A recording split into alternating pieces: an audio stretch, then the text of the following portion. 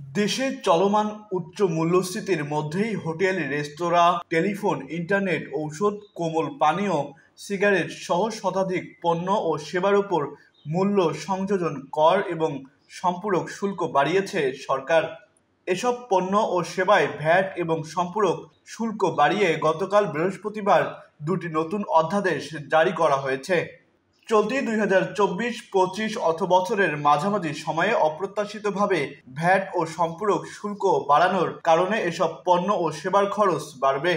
যেমন mobile phone সেবার উপর সম্পূরক শুল্ক বাড়ানোর ফলে কথা বলা ও ইন্টারনেট ব্যবহারে খরচ বাড়ছে। রেস্তোরাঁয় খেতে গেলে খরচ বাড়বে, পোশাক কেনার ক্ষেত্রেও যোগ হবে বাড়তি খরচ। গতকাল জারি করা অধ্যাদেশ দুটি হলো মূসক ও সম্পূরক শুল্ক অধ্যাদেশ ২০২৫ এবং দ্য এক্সাইজ অ্যান্ড সল্ট অধ্যাদেশ ২০২৫। সরকার এ দুটি অধ্যাদেশ প্রকাশের পর জাতীয় রাজস্ব বোর্ডের এনআরবি ভ্যাট বিভাগ এ সংক্রান্ত নির্দেশনা জারি করেছে। এর ফলে অধ্যাদেশের পরিবর্তনগুলোর সঙ্গে সঙ্গে কার্যকর হয়ে গেছে, অর্থাৎ বাড়তি ভ্যাট ও সম্পূরক শুল্ক কার্যকর হয়ে গেছে।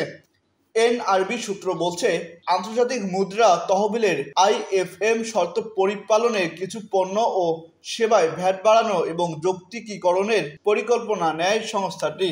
এর ধারাবাহিকতায় গত ১ জানুয়ারি অন্তর্বর্তী সরকারের উপদেষ্টা পরিষদের বৈঠকে এনবিআর-এর ভ্যাট সম্পূরক শুল্ক বাড়ানোর প্রস্তাব পাস করা হয়।